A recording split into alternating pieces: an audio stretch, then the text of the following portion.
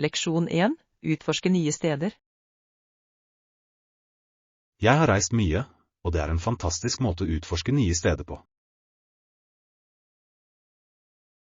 Jeg er helt enig.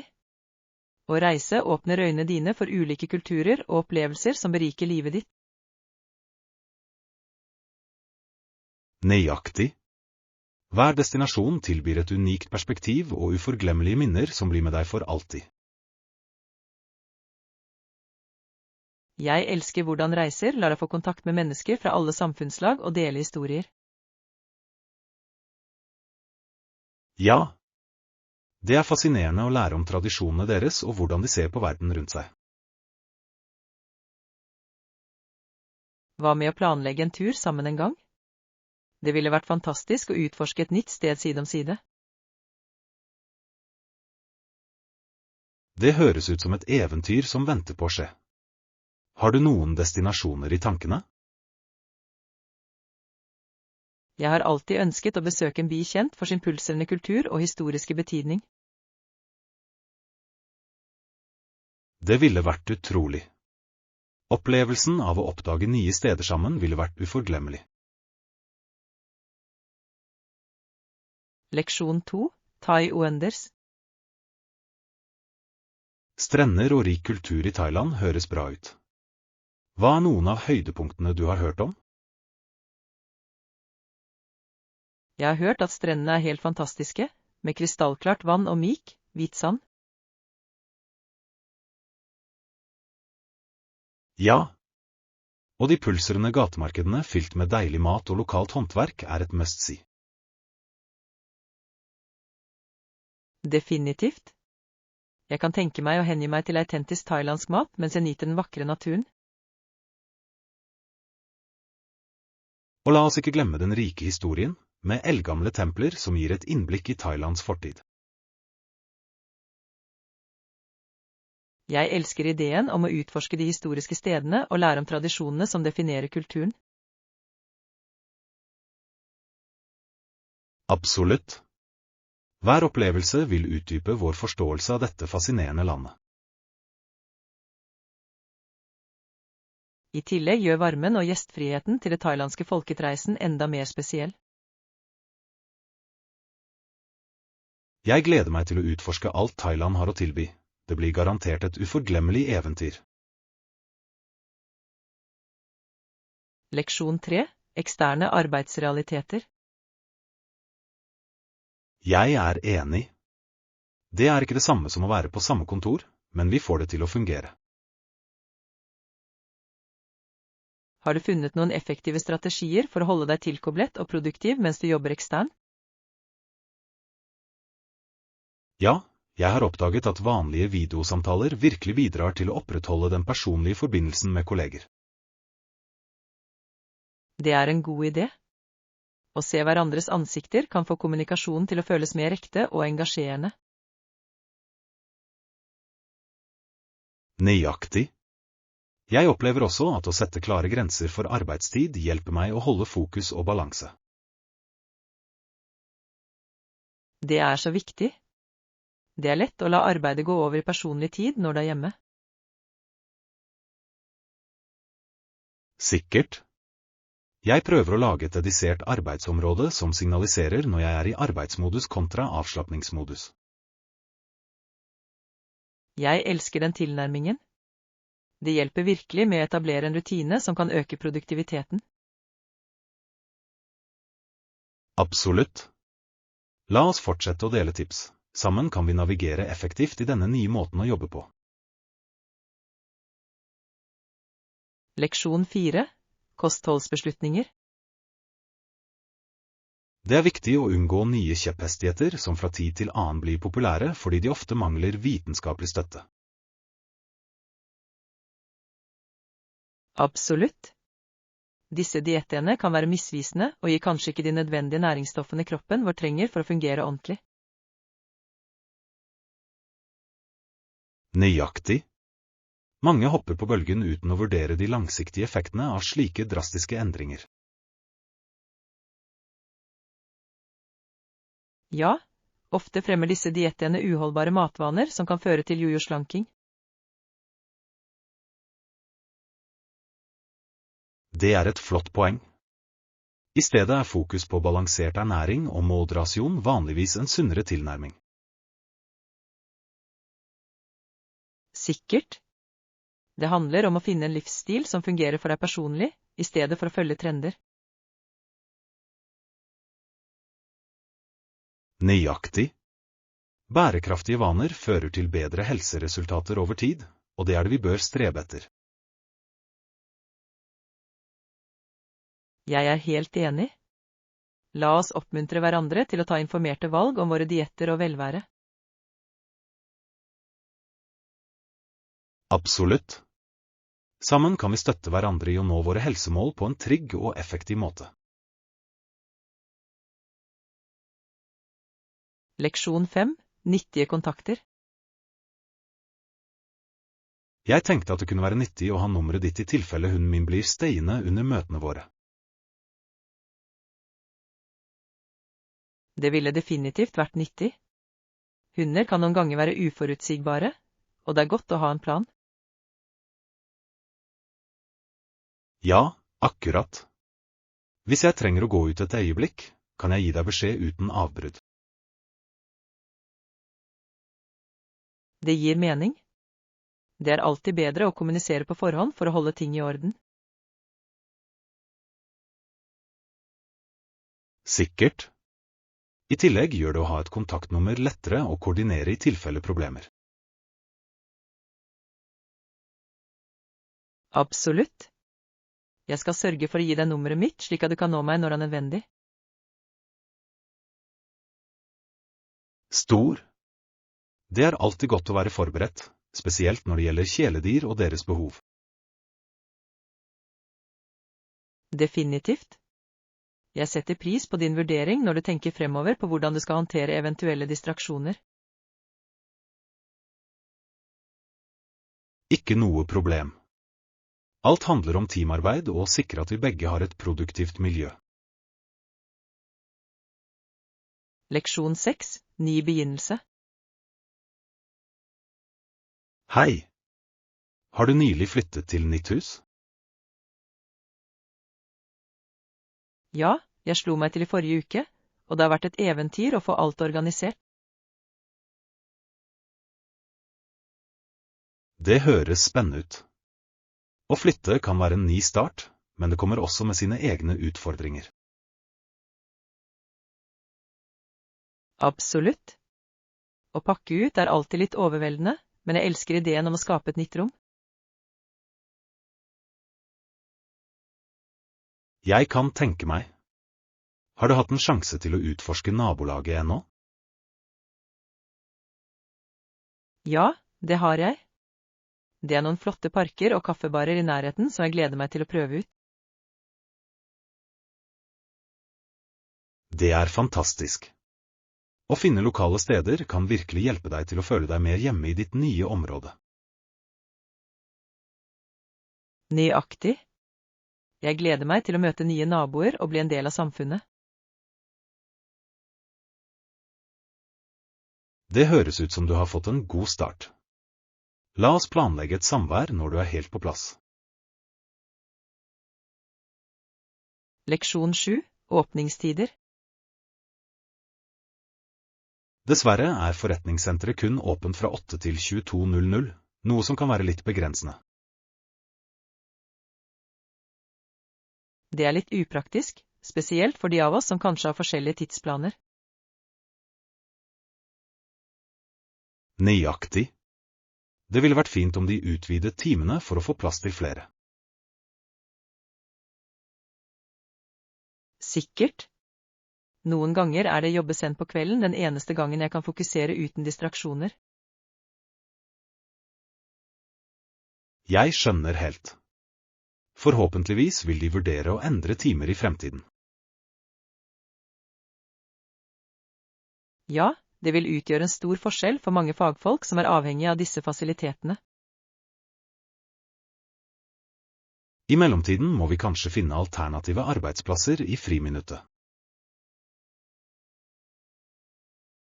Det høres ut som en god plan.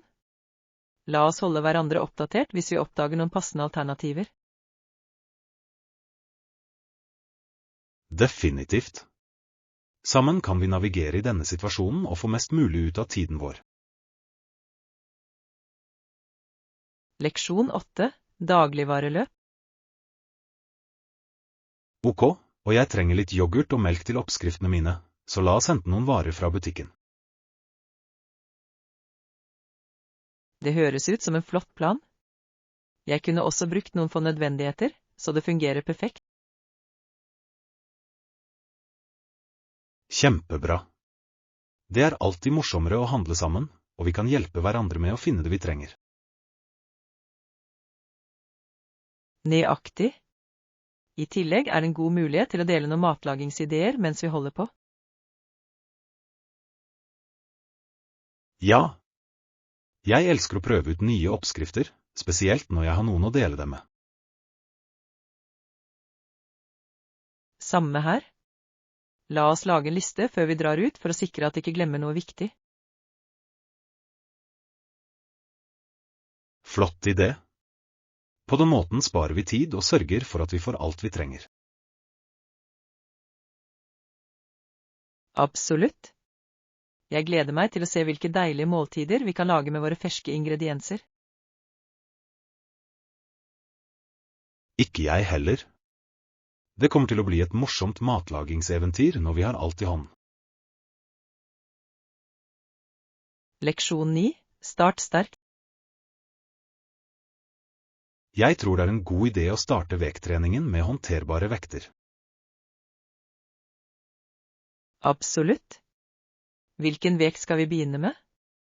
Kanskje 5 eller 10 pund til å begynne med ville være ideelt? Det høres rimelig ut. Startlys vil hjelpe oss med å fokusere på formen og teknikken vår.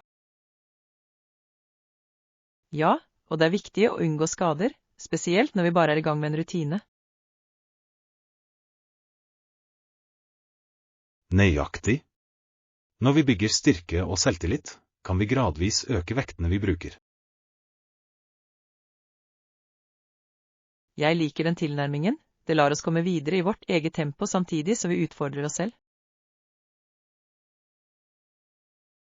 I tillegg vil det å ha et solid grunnlag sette oss opp for langsiktig suksess i treningsreisen vår. Definitivt.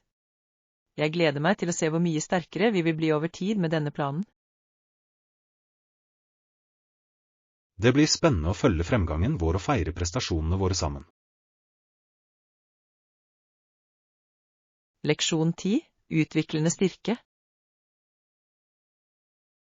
I løpet av mange generasjoner vil de nyttige egenskapene til visse egenskaper da bli mer og mer vanlig. Det er fascinerende. Det er utrolig hvordan evolusjon fungerer, og former arter til å tilpasse seg miljøet deres. Nøyaktig. De egenskapene som forbedrer overlevelse og reproduksjon har en tendens til å gå i arv gjennom generasjoner. Ja, og det er interessant å tenke på hvordan denne prosessen gjelder ikke bare for dyr, men også for planter og til og med mennesker. Absolutt. Hver generasjon bidrar til en arts generelle motstandskraft og tilpasningsevne. Det er så naturens måte å sikre at de sterkeste overlever og trives under skiftende forhold. Ja. Dette konseptet hjelper oss å forstå biologisk mangfold og viktigheten av å beskytte ulike arter. Jeg er helt enig. Det er avgjørende å sette pris på den delikate balansen mellom økosystemer som støtter livet på jorden. Å lære om evolusjon gir oss verdifull innsikt i vår egen plass i den naturlige verden. Leksjon 11. Oppvekst. Foreldrene mine sier at jeg må legge meg tidlig fordi jeg har skole dagen etter. Det er forståelig. De vil at du skal være godt uthvilt og klar til å lære om morgenen. Jeg vet, men noen ganger skulle jeg ønske jeg kunne være oppe litt senere for å nyte mer tid med venner. Det skjønner jeg helt. Det er vanskelig å vente når du er spent på å vokse opp og ha mer frihet. Ja. Jeg kan ikke vente til jeg blir voksen, så kan jeg ta mine egne valg om leggetid. Det er en så spennende tanke. Med alderen kommer mer ansvar og selvstendighet. Nøyaktig. Men jeg vet også at med den uavhengigheten må jeg forvalte tiden min klokt. Sikkert. Å lære å balansere ansvar og moro vil være en viktig ferdighet når du vokser opp. Jeg gleder meg til reisen videre og alle opplevelsene som følger med den. Leksjon 12. Global care. Fornøyde kunder er viktig, spesielt for Brokk-pasienter som søker best mulig omsorg. Absolutt. Det er interessant å merke seg at disse pasientene ikke bare kommer fra Canada og USA, men også fra andre land. Ja. Dette fremhever omdømmet til helsepersonell og kvaliteten på tilgjengelig behandling. Det gjør det virkelig. Pasienter er ofte villige til å reise store avstander for å motta spesialisert behandling. Og det sier mye om tilliten de har til medisinske team. Nøyaktig. Fokuset på pasienttilfredshet er avgjørende for å sikre positive resultater og bedring. Jeg tror at åpen kommunikasjon og personlig omsorg bidrar betydelig til den tilfredsstillelsen. Definitivt. Det er viktig for helsepersonell å lytte til pasientenes behov og bekymringer. Jeg er glad for å se at mange fasiliteter prioriterer denne tilnærmingen, og bygger sterke relasjoner med sine pasienter. Leksjon 13. Naturens skjønnhet. Stiene rundt her tilbyr en fantastisk utsikt som er perfekt for naturelskere som deg. Jeg kunne ikke vært mer enig. Det er noe virkelig magisk med å være omgitt av naturens skjønnhet. Ja. Å gå på disse stiene gir ikke bare fantastisk natur, men også en forfriskende flukt fra hverdagen. Nøyaktig. Hvert trinn på stien føles som et eventyr som venter på å utfolde seg. Og sjansen til å få øye på dyrelivet underveis gjør det enda mer spennende. Absolutt. Naturen har en måte å overraske deg med sine underverker på hver tur. Jeg tror vi bør planlegge en fottur snart. Det ville være en fin måte å nyte naturen sammen. Det høres perfekt ut. Jeg gleder meg til å utforske disse stiene og suge inn alt det vakre rundt oss. La oss få det til. Det vil være en fantastisk mulighet til å få kontakt med naturen og hverandre. Leksjon 14. Familieforbindelser. Du vet, jeg synes alltid det er fascinerende hvordan familiesammenkomster samler tanter, onkler, søskenbarn, nieser, nevøer og til og med svigerforeldre. Absolutt. Hver person legger sin unike smak til blandingen, og skaper en så levende atmosfære.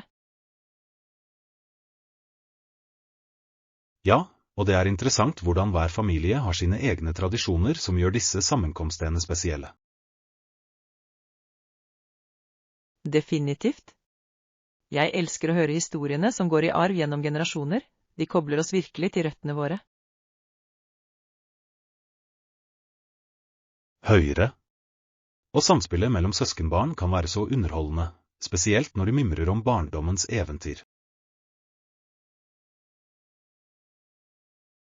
Nøyaktig. Det er fantastisk å se hvordan disse barndomsbåndene utvikler seg etter hvert som alle blir eldre og starter sine egne familier. Ja, og det er hjertevarmende å se den yngre generasjonen danne sine egne forbindelser og videreføre familiearven. Jeg er helt enig. Familien er en så viktig del av livene våre, og disse forbindelsene er med på å forme hvem vi er.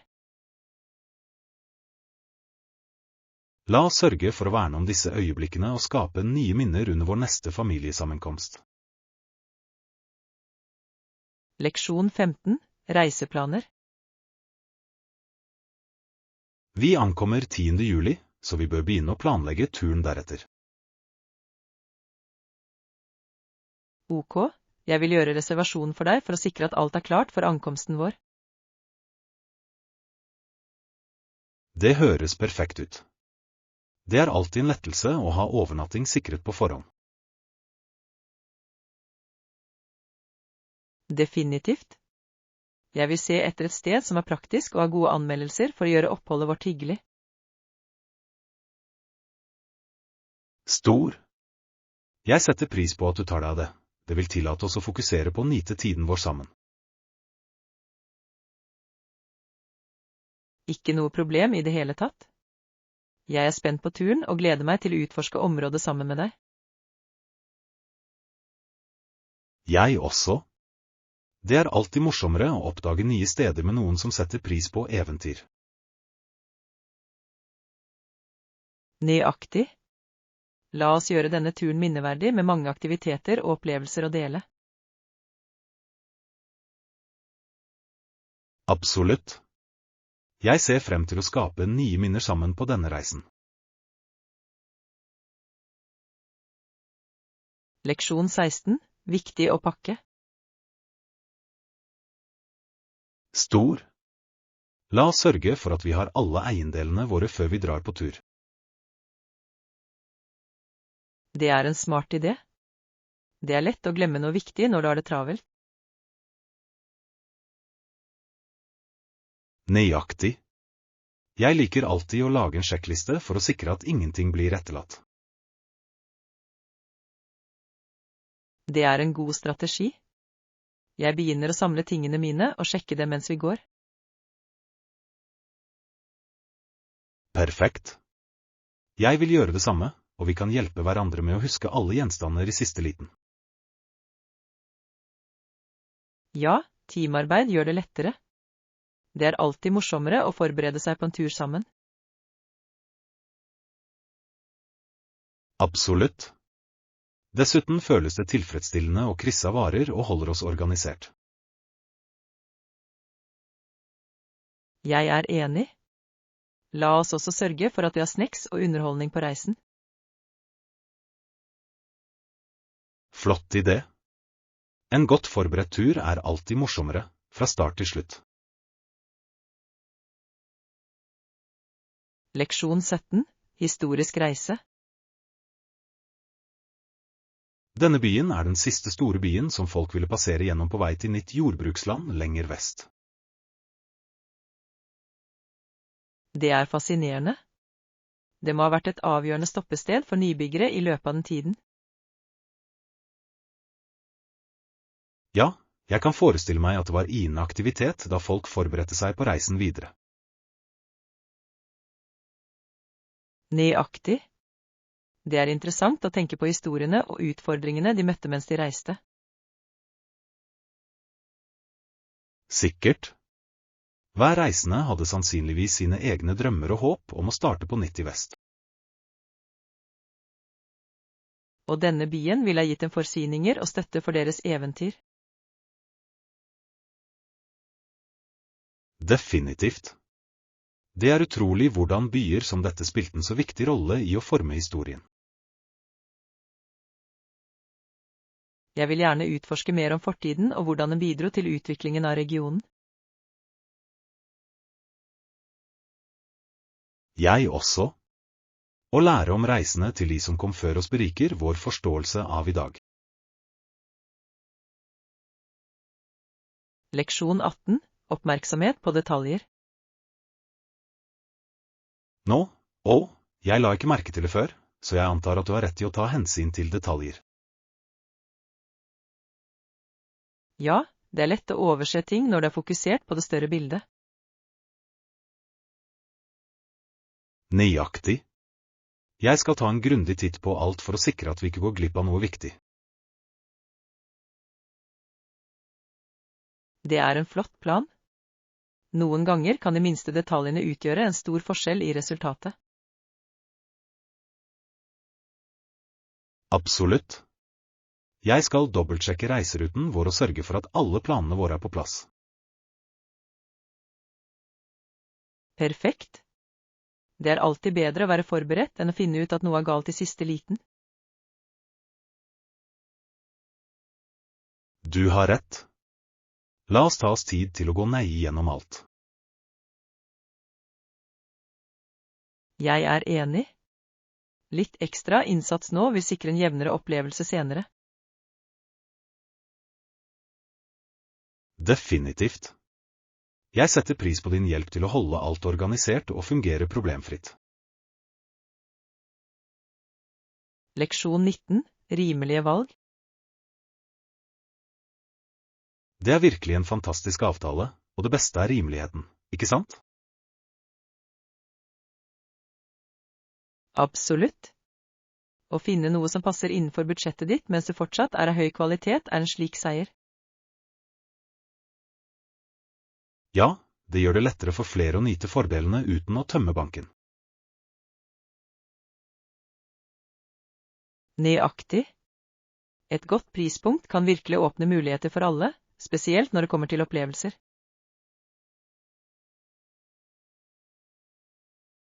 Jeg kunne ikke vært mer enig. Det er forfriskende å se alternativer som er tilgjengelige for et bredere publikum. I tillegg, når noe er rimelig, gir det mer fleksibilitet i planlegging og glede av livet. Definitivt. Det oppmuntrer folk til å prøve nye ting uten stress med overforbruk. Jeg elsker det. Det får alt til å føles mer avslappet og hyggelig, vel vitende om at ikke bruker for mye. Absolutt. La oss sørge for å fortsette å se etter gode tilbud som dette i fremtiden. Leksjon 20. Manerer betyr noe. Det ser ut til at moderne liv oppmuntrer til dårlig oppførsel, noe som er ganske bekymringsfullt. Jeg er helt enig. Det føles som om etikette ikke lenger læres bort til unge mennesker slik det pleide å være. Ja, og det kan føre til misforståelser og mangel på respekt i sosiale interaksjoner. Nøyaktig. Å undervise i oppførsel er avgjørende for å hjelpe enkeltpersoner med å navigere i sosiale situasjoner på en elegant måte. Absolutt. God etikette fremmer positive relasjoner og gjensidig respekt mellom mennesker. Jeg tror det er avgjørende for skoler og familier å understreke viktigheten av oppførsel i dag. Definitivt. Innføring av disse verdiene tidlig kan ha en varig innvirkning på fremtidige generasjoner. Jeg håper vi kan finne måter å oppmuntre til bedre oppførsel og omtanke i hverdagen. Jeg også. Det er en liten endring som kan gjøre en stor forskjell i våre lokalsamfunn. Leksjon 21. Reiseproblemer. Flyselskapet klarte å lokalisere den til slutt. Det høres ut som en prøvelse. Ja, det var virkelig en stressende situasjon. Hvordan klarte de å finne den tapte bagasjen din? De måtte spore det gjennom ulike forbindelser, men jeg ble lettet da de endelig ringte meg. Det må ha vært en lettelse. Jeg kan forestille meg hvor spent du ventet på oppdateringer. Absolutt. Å miste bagasje kan virkelig legge en demper på reisene dine, spesielt når du trenger tingene dine. Jeg kan relatere. Det er alltid en utfordring når du er på et nytt sted uten eiendelene dine. Ja, men jeg var takknemlig for deres kundeservice. De holdt meg informert gjennom hele prosessen. Det er flott å høre. God kommunikasjon kan virkelig bidra til å lindre stresset i slike situasjoner.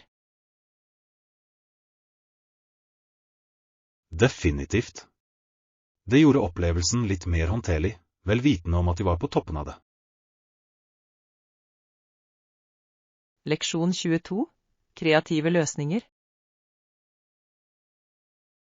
Det er morsomt hvordan den kjedelige oppgaven med å male et gjerde kan bli til en morsom aktivitet. Ja, jeg hørte at han klarte å overtale flere andre gutter til å hjelpe ham ved å late som om det var en spennende utfordring å male gjerdet.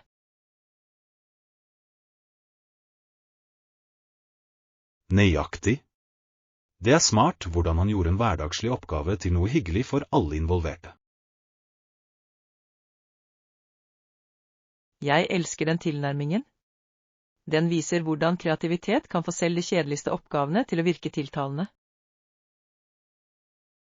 Absolutt. Noen ganger er det bare litt fantasi som skal til for å endre perspektiv. Sikkert. Og samarbeidet gjorde at oppgaven gikk mye raskere og morsommere. Ja, teamarbeid kan virkelig forvandle ethvert prosjekt til en morsom opplevelse. Jeg synes det er en flott leksjon i å finne glede i hverdagens gjøremål og få mest mulig ut av dem. Definitivt. La oss huske å holde den ånden i live i våre egne oppgaver. Leksjon 23. Forstå minoriteten. Jeg erkjenner at når medlemmene på de 3 fremste benkene er enige, er jeg i mindretall, og det kan være ganske utfordrende. Det må være vanskelig å stå ved sine meninger når flertallet ser annerledes på ting. Nøyaktig. Min neste jobb er derfor å sørge for at perspektivet mitt blir hørt, selv om det føles som om jeg kjemper en oppoverbakke. Det er en modig tilnærming. Det er viktig å gi uttrykk for alternative synspunkter for en godt avrundet diskusjon. Ja. Jeg tror at tankemangfold fører til bedre beslutningstaking på sikt.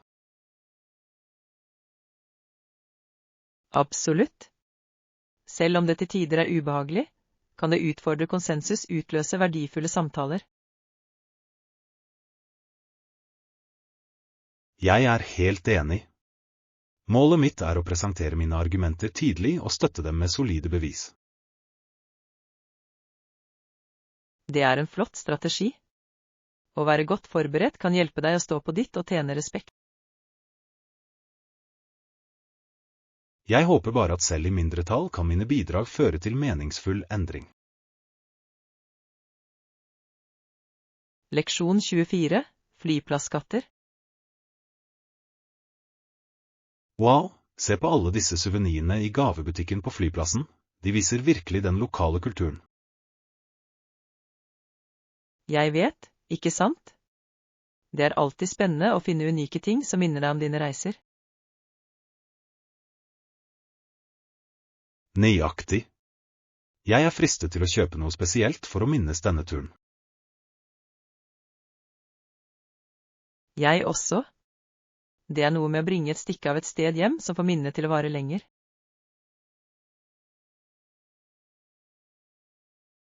Ja.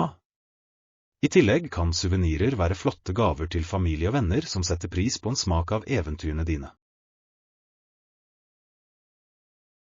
Absolutt. Jeg elsker å finne noe som forteller en historie om hvor jeg har vært. Så sant. La oss ta oss tid til å bla igjennom og se hva som fanger våre øyne. Flott idé. Hvem vet, kanskje vi finner noe helt spesielt som vi ikke kan motstå. Jeg gleder meg til å finne det perfekte minnet fra reisen vår. Leksjon 25. Naturens lerret. Han så malte en præriebrann, og fanget scenens livlige farger og intensitet. Det høres fantastisk ut. Det må ha vært litt av et syn å være vitne til et slikt naturfenomen. Absolutt. Måten flammene danser over landskapet er både vakker og skremmende. Jeg kan bare forestille meg. Og å male et slikt øyeblikk krever et skarpt øye for detaljer og en dyp forståelse for naturen. Ja.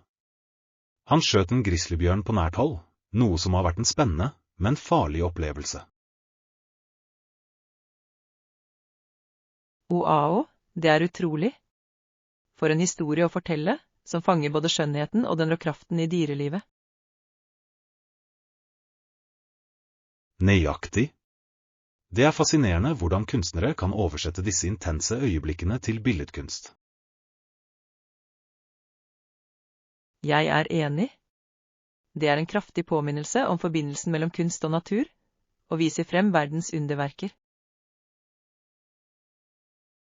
La oss sørge for å sette pris på disse øyeblikkene i våre egne eventyr og kanskje fange dem på vår egen måte. Leksjon 26. Lederinnsikt. Problemløsning og lederegenskaper er avgjørende i enhver rolle, men hva er din største svakhet? Det er et vanskelig spørsmål. Jeg tror at min største svakhet noen ganger er å overtenke avgjørelser. Jeg kan relatere. Det er lett å bli fanget av detaljene og miste helheten av syne. Nøyaktig. Mens jeg streber etter grundighet, kan det bremse min evne til å handle besluttsomt. Det gir mening. Å erkjenne at svakhet er det første skrittet mot forbedring. Ja. Jeg jobber med å stole mer på instinktene mine og søker innspill fra andre for å fremskynde prosessen. Jeg synes det er en flott tilnærming. Samarbeid kan virkelig forbedre beslutningstaking og redusere nøling. Absolutt. Jeg lærer å balansere grundighet med handling, noe som er avgjørende for effektivt lederskap. Det høres ut som du er på rett vei. Vekst kommer fra å erkjenne og adressere våre svakheter. Leksjon 27. Jevne reiser. Nei, det var raskt og problemfritt. Jeg ble positivt overrasket over hvor greit alt gikk. Det er flott å høre. Kom sekkene dine i tide, eller hadde du problemer? Heldigvis kom sekkene mine rett når jeg gjorde det, noe som gjorde hele opplevelsen enda bedre.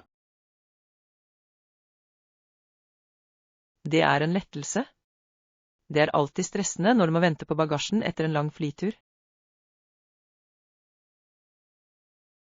Absolutt. Jeg har hatt min del av reisemareritt, så dette var en velkommen forandring. Jeg kan tenke meg. Det er hyggelig når alt faller på plass og du kan fokusere på å nyte turen. Ja. Jeg gleder meg til å utforske uten noen distraksjoner eller bekymringer om eiendelene mine. Det høres fantastisk ut. Her er en jevn start på eventyret vårt og mange flere positive opplevelser fremover. Skål for det! La oss få mest mulig ut av denne reisen sammen. Leksjon 28. Lokale guider. Jeg har nylig bestilt en lokal guide gjennom en nettplattform som forbinder reisende med kunnskapsrike lokalbefolkningen. Jeg ser virkelig frem til det. Det høres ut som en fantastisk måte å forbedre reiseopplevelsen på. Å ha en lokal guide kan gi unik innsikt og skjulte perler. Nøyaktig. De kan vise meg steder som ikke vanligvis finnes i godbøker, noe som kan få turen til å føles mye mer autentisk. Ja, og det er flott å ha noen som kjenner kulturen og historien til området for å hjelpe deg med å navigere gjennom de lokale skikkene. Absolutt. Jeg er spent på å stille spørsmål og lære mer om de lokale tradisjonene og praksisene som former destinasjonen.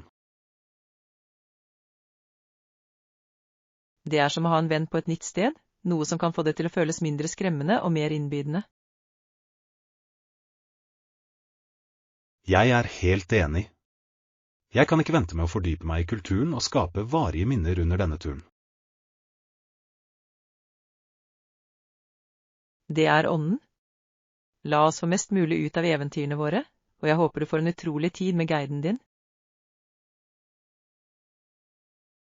Takk.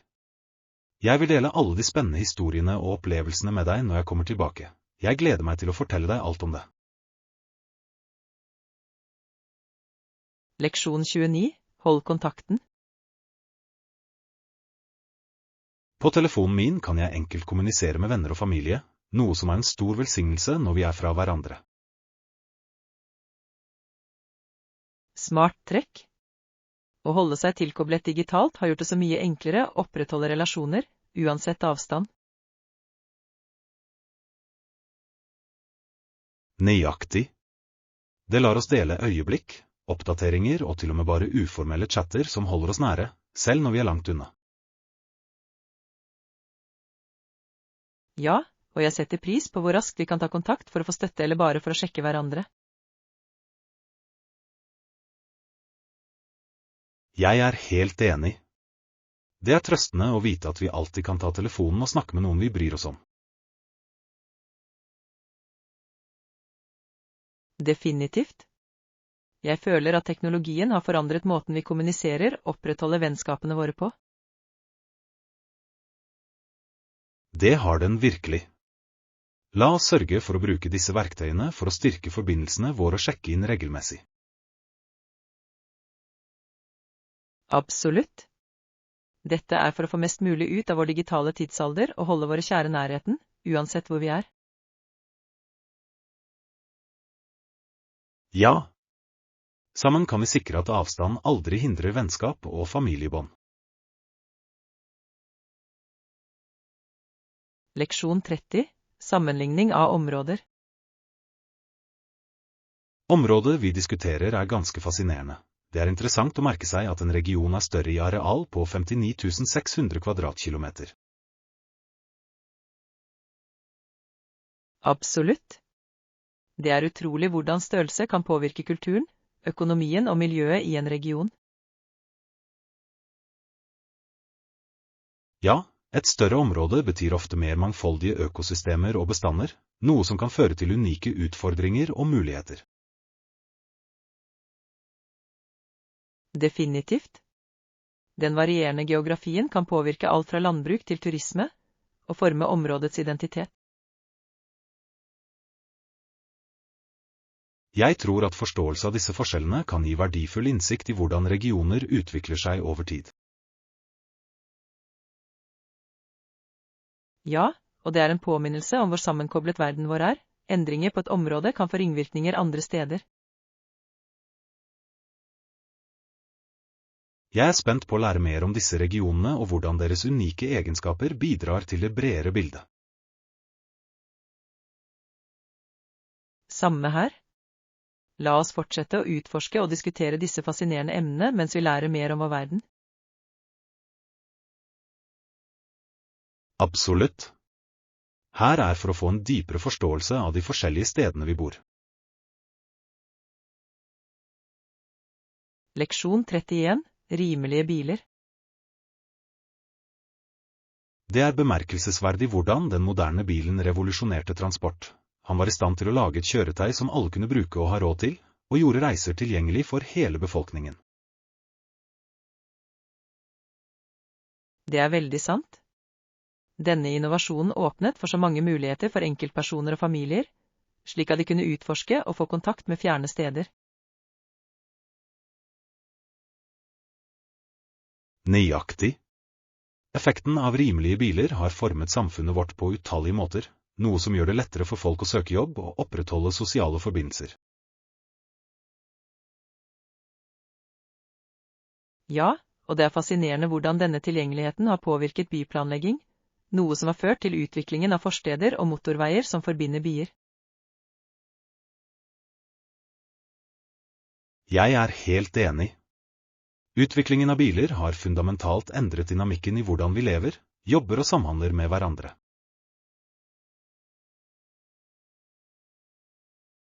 Absolutt.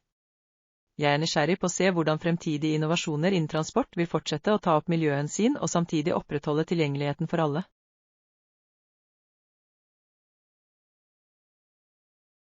Ja, å omfavne elektriske kjøretøy og bærekraftig praksis vil være avgjørende for å skape en grønnere fremtid samtidig som vi sikrer at alle kan reise.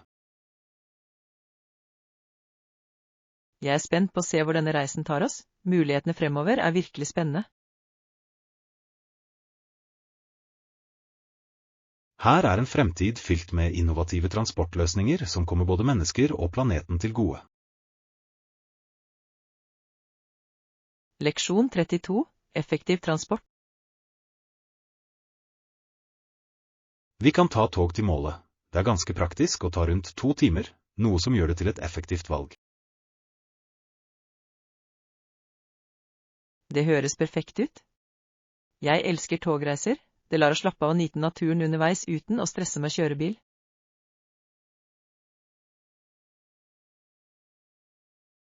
Nøyaktig. I tillegg er den miljøvennlig og gir ofte en behagelig plass å bevege seg rundt på under reisen. Ja, og muligheten til å møte nye mennesker på toget kan gjøre turen enda morsommere, da du aldri vet hvem du kan møte.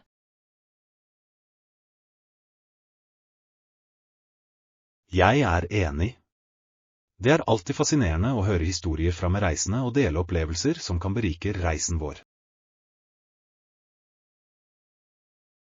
Definitivt. Og når vi ankommer, vil vi være uthvilt og klare til å utforske uten å måtte navigere trafikken. Nøyaktig.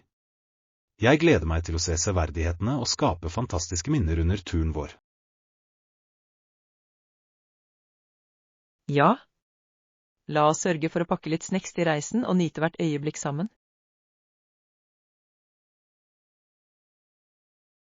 Jeg kan ikke vente. Her er til vårt kommende eventyr og alle de spennende opplevelsene som venter oss. Leksjon 33. Kulturell utforskning. De fredelige templene jeg besøkte var helt fascinerende. Stillheten og skjønnheten i omgivelsene gjorde det til en uforglemmelig opplevelse. Det høres utrolig ut. Jeg kan bare forestille meg hvor beroligende det må være tilbringe tid i slike rolige rom fylt med rik historie og spiritualitet. Ja, det var virkelig et sted for refleksjon og forbindelse, noe som tillot meg å sette pris på kunstnerskapet og håndverket som gikk med til å bygge disse strukturene. Jeg elsker det.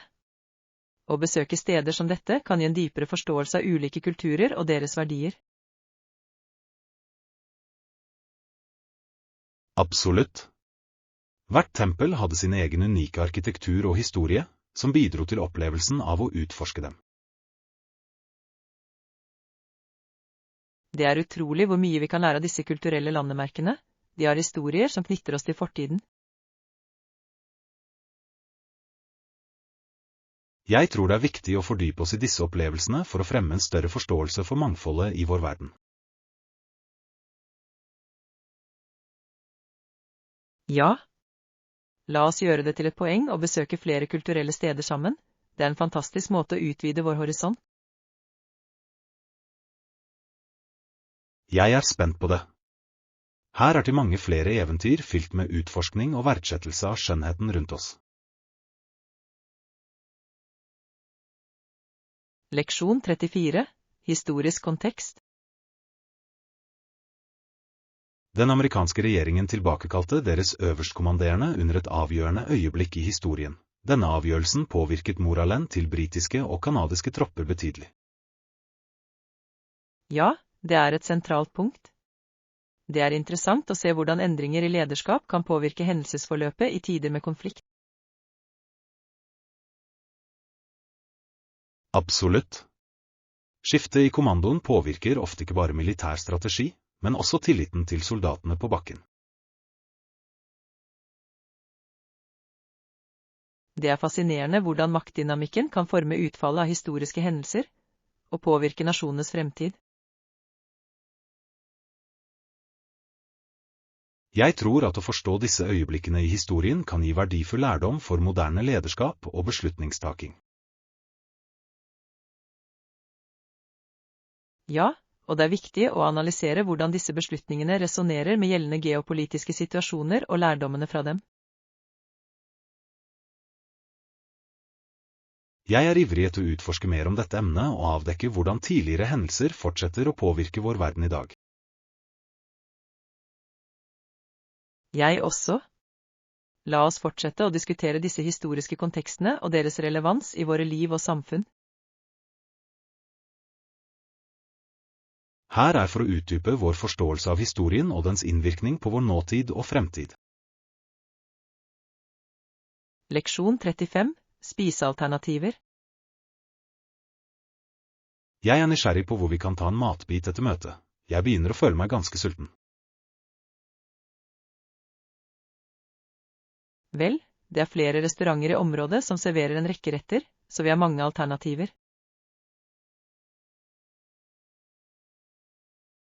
Det høres lovende ut. Jeg elsker å utforske nye steder å spise, spesielt når det er en sjanse til å prøve noe annerledes. Jeg også. Jeg har hørt at den italienske restauranten nede i gaten har noe av den beste pastaen i byen.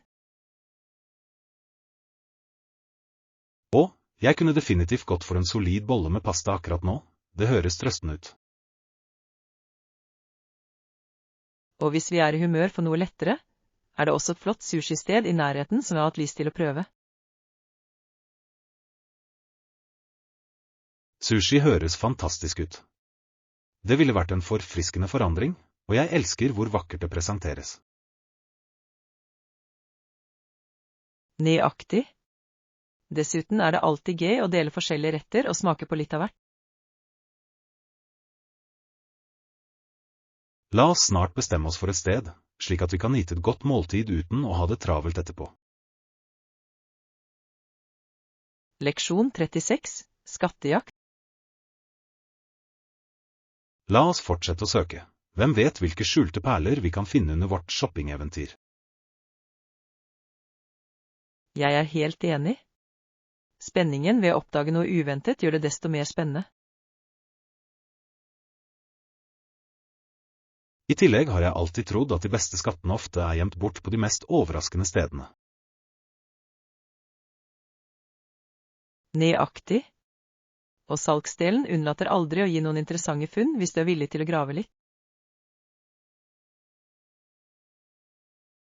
Det er sant.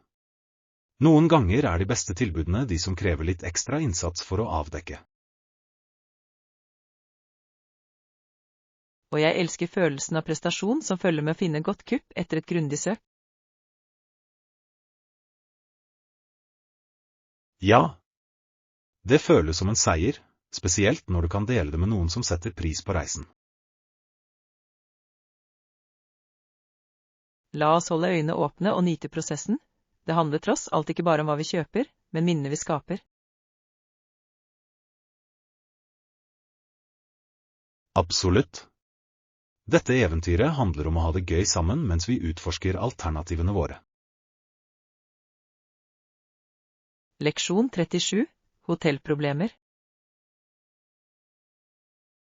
Unnskyld meg, men det ser ut til å være et problem med TV-en på rommet mitt. Det fungerer ikke i det hele tatt. Det må være frustrerende, spesielt etter en lang dag med reise. Har du prøvd å sjekke tilkoblingene? Jeg gjorde det, men ingenting ser ut til å hjelpe. Den reagerer fullstendig. Jeg forstår. Noen ganger kan teknologi være overraskende temperamentsfull på de verste tidene. Nøyaktig. Jeg gledet meg veldig til å slappe av med et godt show før sengetid. Forhåpentligvis kan personalet hjelpe deg raskt, Det er viktig å føle seg komfortabel i rommet ditt. Ja, å ha en fungerende TV er en fin måte å slappe av på, spesielt når du er borte fra hjemmet. Jeg er enig. La oss se om de kan tilby en løsning slik at du kan nyte kvelden. Takk for støtten, jeg setter pris på det. Jeg vil bare få mest mulig ut av oppholdet mitt her. Leksjon 38. Endre perspektiver.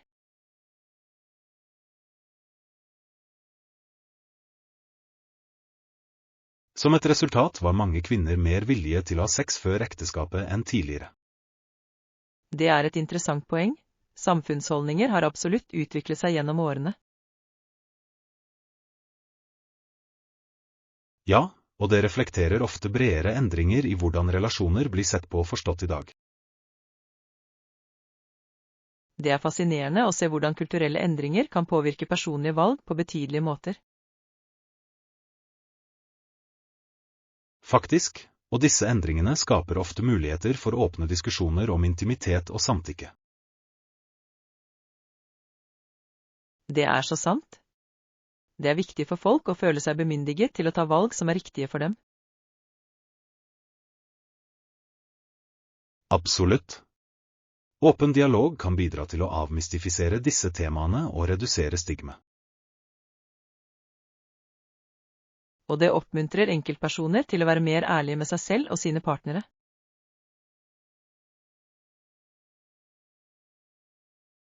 Nøyaktig. Å forstå denne dynamikken kan føre til sunnere forhold og gjensidig respekt. Leksjon 39. Måloppnåelse.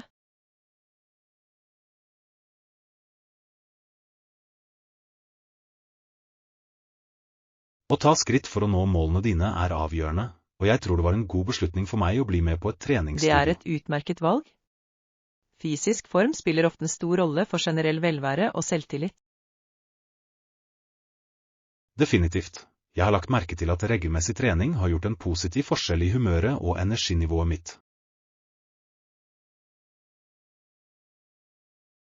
Det er inspirerende å se deg forplikte deg til denne reisen. Å ha en personlig trener må også være en stor motivator. Ja, det hjelper virkelig å ha noen som veileder deg og holder deg ansvarlig underveis.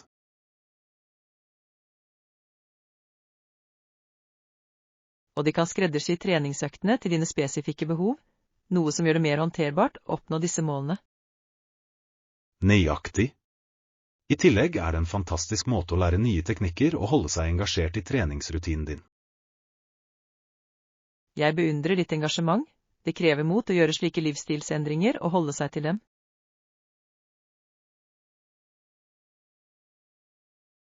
Takk. Jeg tror at med besluttsomhet og støtte kan alle nå sine mål. Leksjon 40. Finansieringsutfordringer.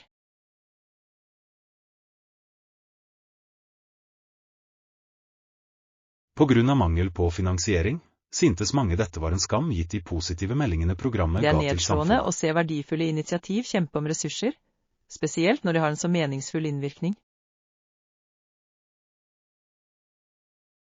Ja, og det føles ofte som om de mest fordelaktige programmene er de første som blir kuttet, til tross for deres betydning. Akkurat, og det får deg til å lure på hvor mange liv som kan forbedres med bare litt mer støtte. Høyere.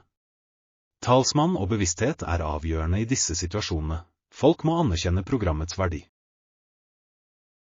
Jeg er enig. Å dele suksesshistorier kan bidra til å synliggjøre de positive endringene som kommer fra slike initiativ. La oss brainstorme måter å øke bevisstheten og potensielt samle støtte for denne saken.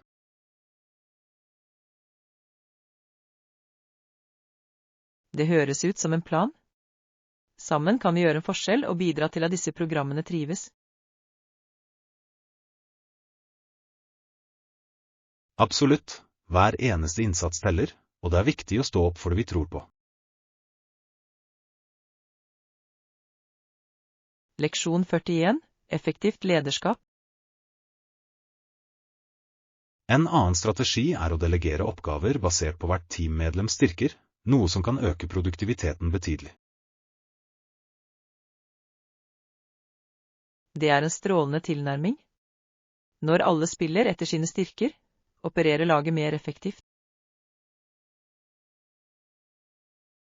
Akkurat, og det øker også moralen når enkeltpersoner føler seg bemyndiget til å bidra på områder der de utmerker seg.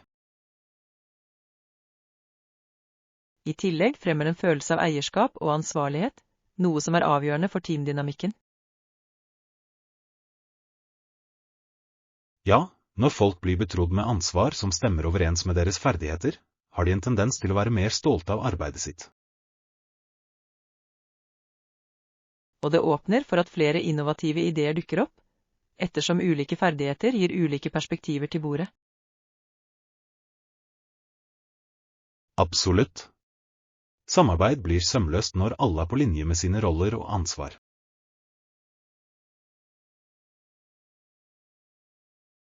La oss oppmuntre til denne type miljø i teamet vårt. Det er avgjørende for å nå våre kollektive mål. Jeg kunne ikke vært mer enig. Sammen kan vi skape en kultur for støtte og fortreffelighet. Leksjon 42. Skrivervalg. Har du lagt merke til at blekkskrivere vanligvis er billigere enn sine lasermotparter, men de kommer med noen avveininger? Ja, det er ganske interessant hvordan startprisen kan være tiltalende, men de langsiktige kostnadene kan øke betydelig. Nøyaktig, mens blekkskrivere kan spare deg penger på forhånd, kan kostnadene for erstatningsblekk være ganske høye over tid. Og jeg har hørt at blekkskrivere generelt er tregere, spesielt når det kommer til å skrive ut store dokumenter. Det er sant. Hvis du trenger å skrive ut mye raskt, kan en laserskriver være et mer effektivt valg til tross for de høyere startkostnadene. Dessuten produserer laserskrivere ofte skarpere tekst og er bedre egnet for utskriftsoppgaver med store volum. Høyere. Det handler om å finne balansen mellom det du trenger og det som passer budsjettet ditt i det lange løp. Har du tenkt på hva du primært skal bruke skriven til? Det kan bidra til å bestemme det beste alternativet. Jeg tror jeg for det meste vil bruke den til dokumenter og sporadiske bilder, så kanskje en blekkskriver fortsatt ville fungere for meg. Leksjon 43. Salgsoppdatering. Hva med salg? Har det vært noen forbedringer i det siste som vi bør være oppmerksomme på? Ja, vi så en liten økning i salgstallene våre forrige måned, noe som definitivt er et positivt tegn for teamet vårt. Det er flott å høre. Det ser ut til at våre nylige markedsføringsstrategier kan begynne å gi resultater. Nøyaktig. Implementering av disse målrettede kampanjene har virkelig hjulpet oss å nå et bredere publikum. Jeg tror det også er viktig å analysere hvilke produkter som gir gode resultater, slik at vi kan fokusere innsatsen effektivt. Absolutt. Å forstå våre styrker kan hjelpe oss å ta informerte beslutninger fremover.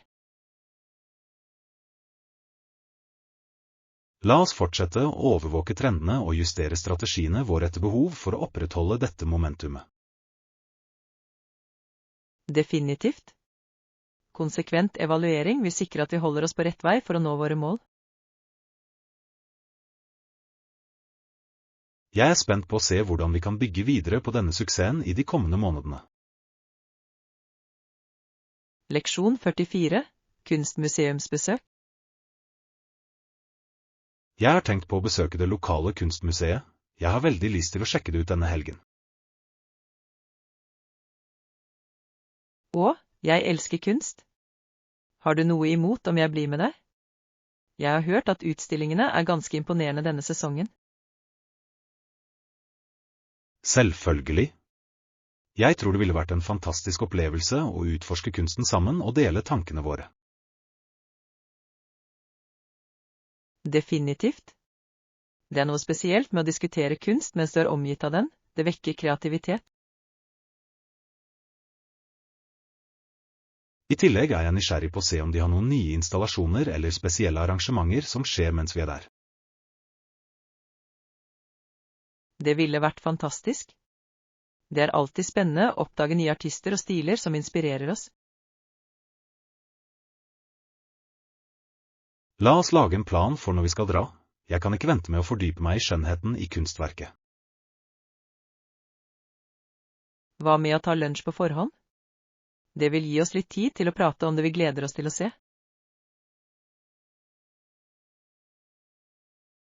Høres perfekt ut.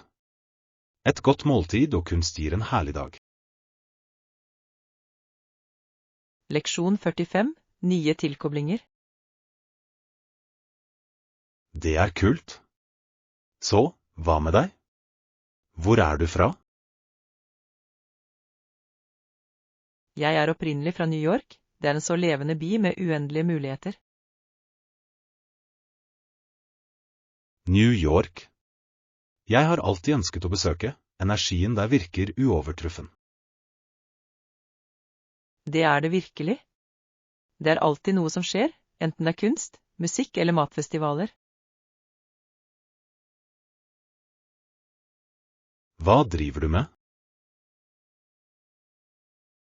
Jeg jobber med markedsføring, med fokus på sosiale mediestrategier for ulike kunder. Det høres spennende ut. Sosiale medier er et så dynamisk felt akkurat nå, som alltid endrer seg og utvikler seg. Ja, det holder meg på tærne, og jeg liker å finne kreative måter å engasjere publikum på. Det må være givende å se kampanjene dine komme til live og få resonans hos folk. Leksjon 46. Gjennomgå vilkårene. God morgen. Jeg håper du hadde tid til å se gjennom de foreslåtte vilkårene og betingelsene vi diskuterte. God morgen. Ja, jeg gikk grundig gjennom dem, og jeg har noen spørsmål jeg ønsker å avklare. Det er helt forståelig. Det er viktig å sikre at alt er klart før du går videre.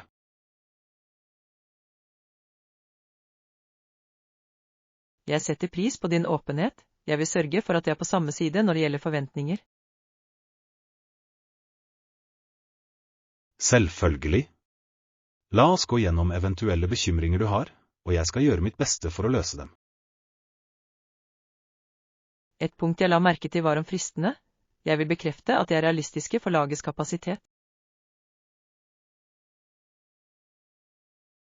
Jeg kan gi flere detaljer om tidslinjen vår og hvordan vi planlegger å håndtere arbeidsmengden effektivt. Det ville være nyttig. Jeg tror at med tydelig kommunikasjon kan vi navigere i alle potensielle utfordringer. Absolutt. La oss fullføre disse detaljene slik at vi kan gå jevnt videre. Leksjon 47. Roing tilskuere. Det er fascinerende hvordan tilskuere regelmessig satser på singlesculling, omtrent som de gjør på hesteveddeløp i dag. Ja, spenningen i løpene trekker til seg folkemengder, og spillaspektet legger til et ekstra lag med spenning. Nøyaktig. Å se utøverne konkurrere samtidig som de har en andel i resultatet, gjør det mer engasjerende. Jeg lurer på hvordan denne tradisjonen startet, og hva som gjør roing til en så populær sport for tipping. Det kan være på grunn av ferdighetene og strategien som er involvert, som holder tilskuere på kanten av setet. Og kameratskapet blant roerne øker atmosfæren, og skaper en følelse av fellesskap under arrangementene. Definitivt. Det er utrolig hvordan sport kan bringe mennesker sammen og skape varige minner. La oss planlegge og delta på et løp en gang. Oppleve det livet ville vært spennende. Jeg er med. Publikums energi og intensiteten i konkurransen ville bli uforglemmelig. Leksjon 48. Datamaskinbruk. For mange mennesker brukes den personlige datamaskinen hovedsakelig til å utføre beregninger og til tekstbehandlingsoppgaver. Ja, det er interessant hvor viktige datamaskiner har blitt for både personlig og profesjonell bruk i hverdagen.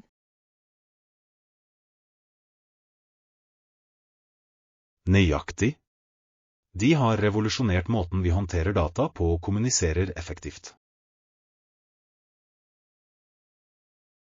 Og det praktiske ved å kunne lage dokumenter og regneark hjemme er uvurderlig. Det er utrolig hvordan teknologi har gjort oppgaver som pleide å ta timer mye raskere og mer effektive. Definitivt. I tillegg har muligheten til å få tilgang til informasjon fra hvor som helst endret måten vi lærer å jobbe på. Jeg tror det er viktig å fortsette å tilpasse seg ny programvare og verktøy for å ligge i forkant i denne digitale tidsalderen. Absolutt. Livslang læring er nøkkelen, spesielt ettersom teknologien fortsetter å utvikle seg. La oss fortsette å utforske nye programmer og applikasjoner som kan øke produktiviteten vår. Leksjon 49. Weekendshopping. Jeg planlegger å handle denne helgen. Jeg kommer nok til å besøke et varehus for å se hva de har tilgjengelig. Det høres ut som en god plan. Varehus har vanligvis et bredt utvalg av varer å velge mellom. Nøyaktig. Det er praktisk å finne alt fra klær til hjemmevarer på et sted. I tillegg er det ofte en sjanse til å få gode salg, spesielt i helgen. Ja, og jeg elsker spenningen ved å jakte på gode kjøp mens jeg blar gjennom forskjellige avdelinger. Det er alltid tilfredsstillende å finne noe spesielt til en god pris, det gjør handleopplevelsen morsommere. Jeg er enig. Har du noe spesifikt i tankene du ønsker å kjøpe? Jeg håper å finne et nytt antrekk for et kommende arrangement. Det ville vært fint å friske opp garderoben min. Det er en god idé. La oss holde et øye med utmerkede stykker mens vi er der. Leksjon 50. Undersøke merkevarer. Jeg føler det. Jeg har forsket litt på skrivere i det siste for å finne det beste alternativet for mine behov. Det er smart. Er det noe spesielt merke du har i tankene som skiller seg ut for deg? Jeg har sett på noen få alternativer, men jeg lener meg mot et merke kjent for pålitelighet og kvalitet. Det er viktig. Det er alltid bedre å investere i noe som vil bare gi gode resultater over tid. Nøyaktig. Jeg har hørt gode ting om visse merker, spesielt angående kundeservice og støtte.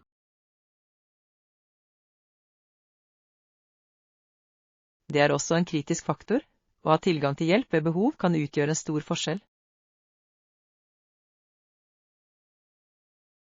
Jeg vurderer også garantialternativene. Det er betryggende å vite at du er dekket for potensielle problemer. Definitivt. La oss sammenligne funnene våre og se om vi kan begrense de beste valgene sammen. Flott idé. Jeg tror vi finner den perfekte skriveren som oppfyller alle våre krav.